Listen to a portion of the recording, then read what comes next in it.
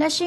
2026ခုနှစ်ထဲမှာဆိုလို့ရှိရင်အီရန်စစ်ပွဲကြောင့်မလို့ကမ္ဘာရေနံဈေးနှုန်းတွေစံချိန်တင်အမြင့်ဈေးတွေမှာရှိနေတယ်ဆိုတာကိုတွေ့ရမှာဖြစ်ပါတယ်။အဲ့တော့ရေနံဟာဆိုလို့ရှိရင်ပေါ့နော် commodity assets တစ်မျိုးအနေနဲ့တာရှိတာမဟုတ်ဘူး။ကမ္ဘာစီးပွားရေးလေပတ်မှုအတွက်အရေးကြီးတဲ့ input cost တစ်ခုအနေနဲ့ရှိနေတာဖြစ်ပါတယ်။အဲ့တော့ရေနံဈေးနှုန်းတွေတိတိတတ်တာမြင့်တက်ပြီးတော့မှအချိန်အကြာကြီးအဲ့ဒီလိုမျိုးဆက်လက်ပြီးတော့မှမြင့်တက်နေမယ်ဆိုလို့ရှိရင်ကမ္ဘာလုံးဆိုင်ရာစီးပွားရေးစနစ်ကြီးစီကိုစိုးကျိုးကွင်းဆက်တွေအစဉ်စဉ်ကူးဆက်သွားနိုင်တာမျိုးဖြစ်ပါတယ်။ဥပမာဆိုလို့ရှိရင်ရေနံဈေးနှုန်းမြင့်တက်တဲ့အတွက်ကြောင့်မလို့အခြေခံပေါ့နော်တည်ယူပို့ဆောင်ရေးလုပ်ငန်းတွေမှာဆိုလို့ရှိရင်ကုန်ကျစရိတ်တွေမြင့်တက်မယ်ကုန်ထုတ်လုပ်မှုတွေမှာကုန်ကျစရိတ်တွေမြင့်တက်မယ်ပေါ့နော်။အဲ့တော့စွမ်းရည်ကုန်ကျစရိတ်တွေမြင့်လာတာဖြစ်တဲ့အတွက်ကြောင့်မလို့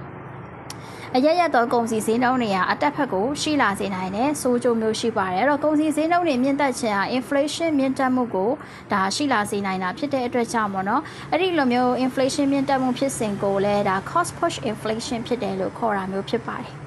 အဲ့တော့စားသုံးသူတွေသုံးစွဲမှုအပိုင်းမှာဆိုလို့ရှိရင်လည်းပေါ့နော်ပုံမှန်ထက်ကိုအသုံးစိတ်တွေညော့နေပြီးတော့မှပေါ့နော်ရှော့ချသုံးစွဲရမှုတွေရှိလာစေနိုင်တယ်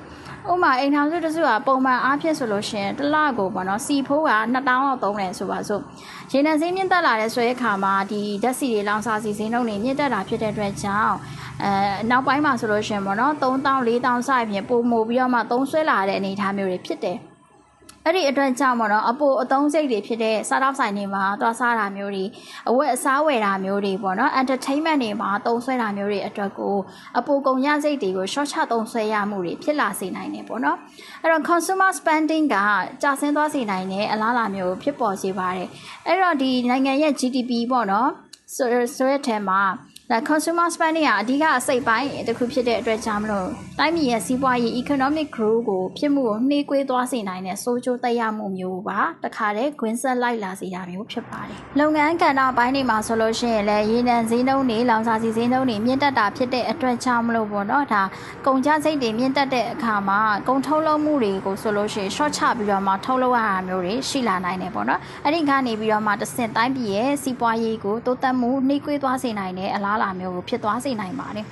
နောက်တစ်ခုကတော့ inflation မြင့်တက်နေတဲ့ကာလမှာတိုင်းပြည်စီးပွားရေးอ่ะပေါ့နော်ဒါနှေးကွေး